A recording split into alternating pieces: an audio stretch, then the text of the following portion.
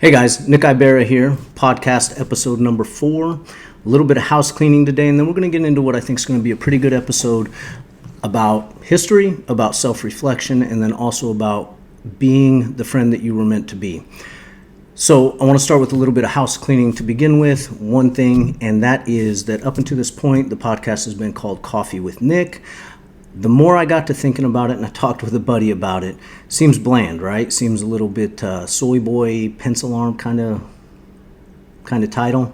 And so from this point on, it's no longer Coffee with Nick.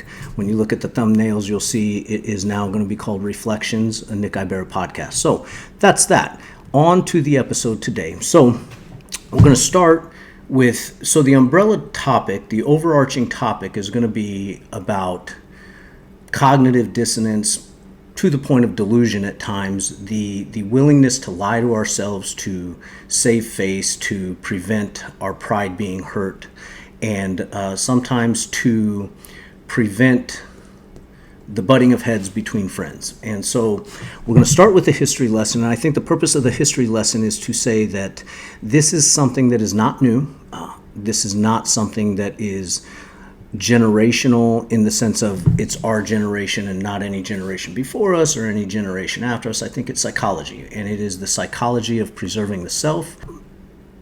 Different things that we do or that we want to preserve whenever we lie to others, but also lie to ourselves. And the big thing is about lying to ourselves. So we're going to start off with a history lesson. So in Soviet Russia, there was a captain around World War II era. His name was Alexander Solzhenitsyn. He was an avid communist. He was, again, in the military. And in this particular situation, he wrote a letter to another friend in privacy, and that letter got intercepted. And it was intercepted by somebody, I'm not sure if it was somebody above him in the ranks or just somebody of government authority. But in the letter that he wrote, he had criticized Joseph Stalin, who at that time was the dictator of the Soviet Union. And so for that, this avid communist, loyal member of the Communist Party, loyal member of the military, was imprisoned for 8 years by his own government for criticizing the government, criticizing Joseph Stalin. So during this time, he kept mental notes of his experience in the Gulag as he was a zek. And a zek is another term for prisoner, and that's what they commonly referred to as the prisoners in the gulags. He got out and he wrote a book called The Gulag Archipelago. I think I'm saying that right. And in this book, he basically discusses his time in the prison, explains his experience as an individual prisoner and experiences that he had with other prisoners. And so this particular passage we're going to read, he's in a train and he's moving from one compound to another. And he is in a boxcar with another prisoner. And this prisoner, I forget if it's explained exactly what it is that this other prisoner did for a living, but he was a communist, still is a communist, as we'll see, and he is an intellectual, so somebody of high intelligence. As I was reading this, I was thinking of a college professor or an attorney or something like that. So as I read this, I'm going to refer to Alexander Solzhenitsyn as Alex, and then the intellectual that he's talking with as the intellectual. And they have this back and forth about communism and about what communism is doing to their nation. And so I will get to the point afterwards, and then that's going to lead into us and ourselves and how we talk to ourselves and talk ourselves out of seeing the truth to save a little bit of pride. So they're in this boxcar, and Alex says, "Look over there, how poverty-stricken our villages are. Straw thatch, crooked huts. The intellectual, an inheritance from the Tsarist regime." Alex, "Well, but we've already had 30 Soviet years." Intellectual, "That's an insignificant period historically." Alex, "It's terrible that the collective farmers are starving." Intellectual, "But have you looked in all their ovens?" Alex, "Just ask any of the collective farmers in our compartment." Intellectual, "Everyone in jail is embittered and prejudiced." Alex, "But I've seen the collective farms myself." Intellectual, "That means they were uncharacteristic." So this conversation goes on, and basically what's happening is Alex is talking to this intellectual, and he's saying, "Hey man, look at what our own belief system has done to the citizens of our nation, of our community, of our cities, of our farms, and all these different places. We're starving, we're poverty-stricken, and it is due to communism." And this intellectual even admits that he's gone through different homes of these poverty-stricken individuals, and he doesn't see a problem. And so what you see in this back and forth between these two individuals is that the intellectual is being shown these facts, these black and white facts about how communism destroyed a nation, and he refuses to admit it. Now, I don't know if he doesn't see it because he is refusing to see it, or he's simply just refusing to admit what he does see, because either way, if it is admitted out loud, he's gonna have a little strike on his pride to admit that everything that he believed in was not what they were sold as a bill of goods in the beginning of the communist reign that started not long after World War I and into the late 80s and early 90s. So one of the things that we're really good at is refusing to admit to see the facts, or refusing to see the facts, or refusing to admit that we see the facts.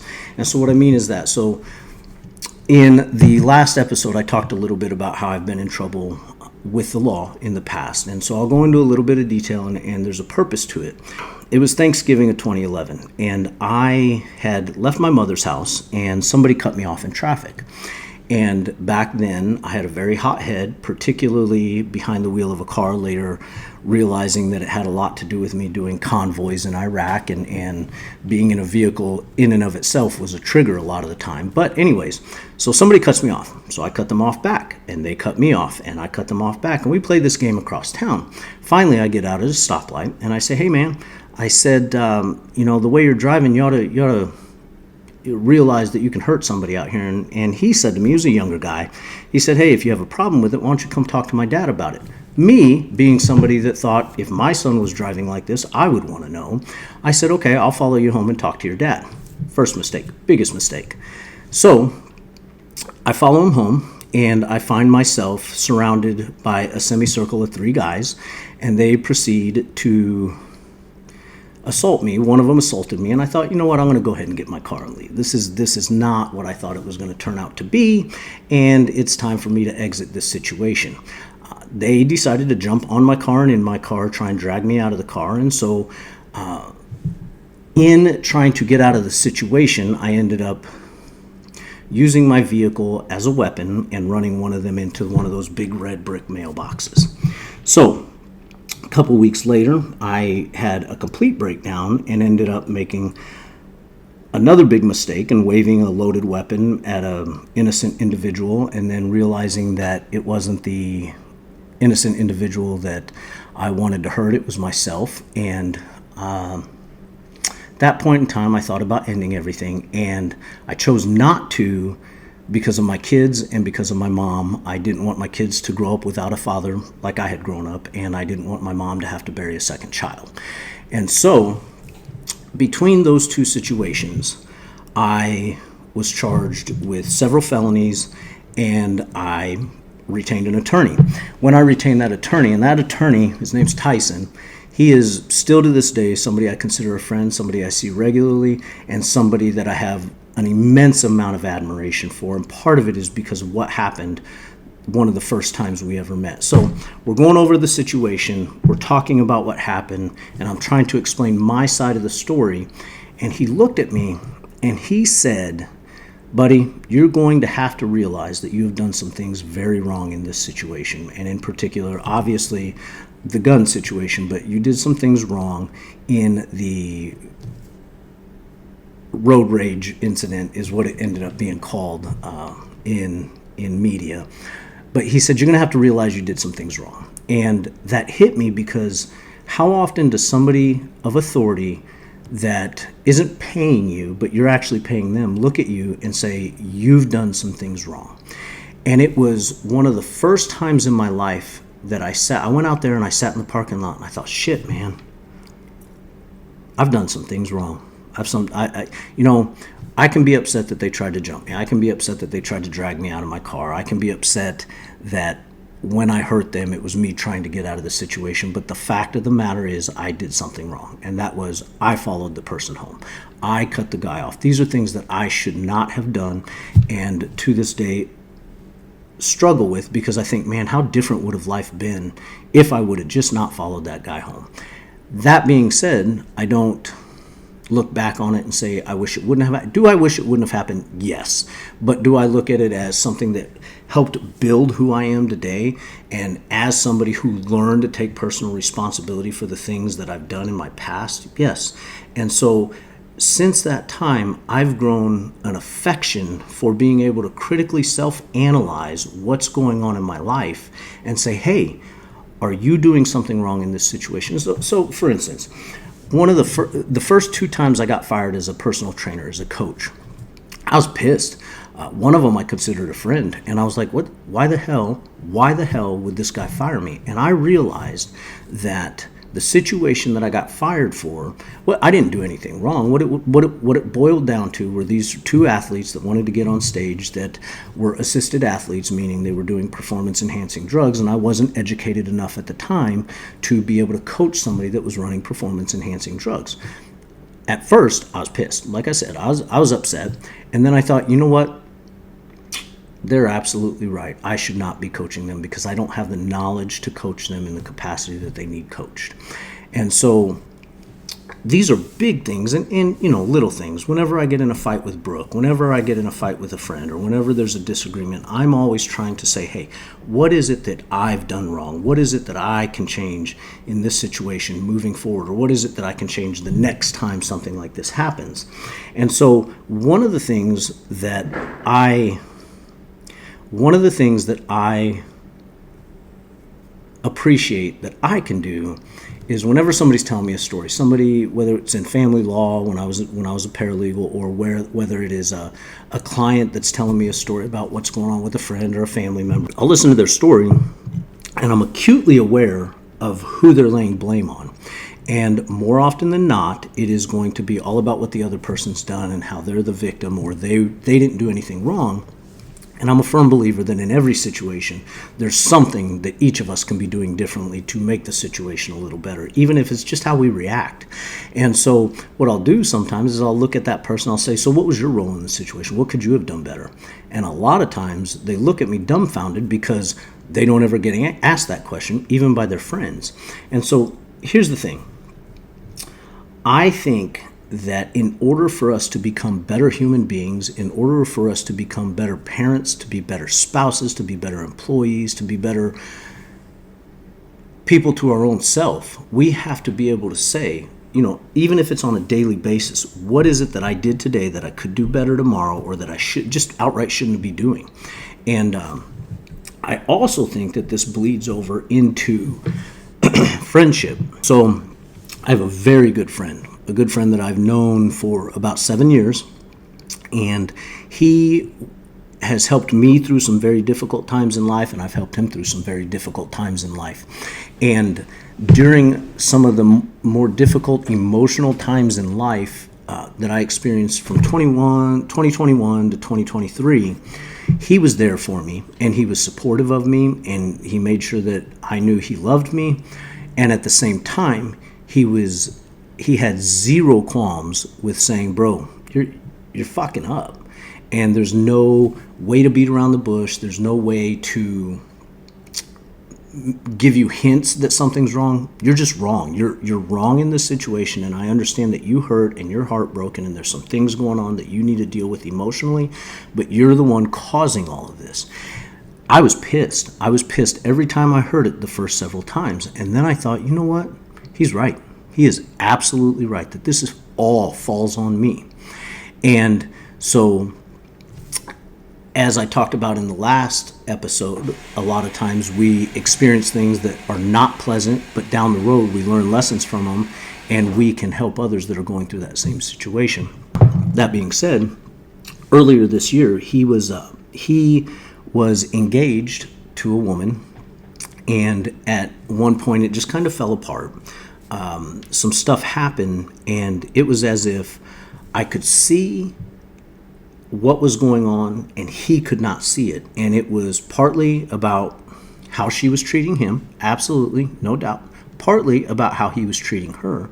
But I think the big part that I really tried my best to do was help him see what I think any third-party objective observer would have seen that wasn't investing emotion into the situation. And that was that the fiance was checked out a long time before my friend was, and it was a matter of me being like, hey, dude, you really need to think this through. You need to think about these actions that she's taking versus these actions that you want her to be taking or you think she's taking, because they're two very different things. And I think there was I don't think it was delusion by any means, but it was definitely cognitive dissonance, that he couldn't see the reality because he was so emotionally invested in what he wanted the reality to be that he was unable to see the reality. And that's what I mean by, it's not like we sit there and we say, hey, I'm going to lie to myself today so I feel better and my pride isn't hurt and,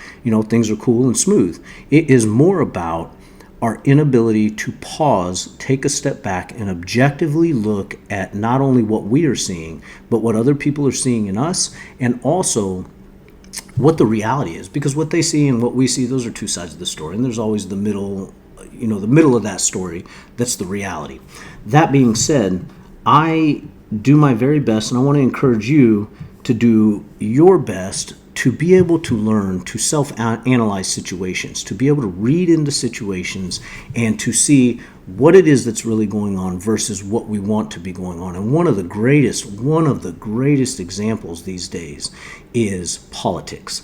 The reality that so many, you can look at everything from George Floyd to Charlie Kirk, all of these different things. And if you look at the facts of what is going on, everybody's in the wrong to a certain extent. And I say everybody, I mean both sides in certain situations. People say, oh, well, the left is violent and they killed Charlie Kirk, or, oh, the police are violent, or, oh, the right is violent, or, oh, the criminal's violent. So let's take George Floyd. Dude should not have been killed. Dude, the police officer that did what he did was tried, and a court found him guilty, and he's in prison. But the fact of the matter is that George Floyd had the police called on him, so he was in the wrong too. So we can accept both parties had something to do with the situation that they could have avoided had they taken different steps. With the left and the right, the left is violent and the right is violent. You know what? Both are violent. We got, just a couple months ago, we had Charlie Kirk be murdered by somebody on the right. And instead of by somebody on the left, I apologize. We have people saying, oh, he was this and he was that and it wasn't the left and, Charlie Kirk deserved it. Some people were saying that. And then, they say, but what about the congresswoman up in Minnesota, I believe, that was murdered by a right wing? You know what? We're all wrong in some capacity, but what's important is that we take a step back and stop worrying about other people. Stop worrying about the person across the table or the person across the country or who the hell ever that you're worried about, and start worrying about yourself. Because you know what? Here, I guarantee this is, if I can do it and you can do it and the next person can do it, we can all self-reflect and say, hey, this is how I can be a better person. This is how I can be more honorable, more respectable, be more cherished, not just by my family and friends, but by my community. I mean, is that not what we all want in life, is to be good human beings? And I believe that in order to do that, the very first step is to be able to self-analyze and see not just the truth we want to see, but the truth that truly exists. And so I encourage you to do a little bit of self-reflection in how you can better yourself. And I continuously do it with myself. That's why I find myself in my books. That's why I find myself in scripture. That's why I find myself driving in silence, just thinking about how I can create a better life for not only myself, but those around me. Because if we can do that, we can live in a better world, a world that's more peaceful, a world that's more calm, and a world that is more kind to each other. And that's really what we need these days. You guys, I hope that you enjoyed this episode. I enjoyed putting it together. And if you liked it, please like, please subscribe, please share, do all the things that you're always told to do with everything you listen to on YouTube or in podcasts. And until next time, we're signing out.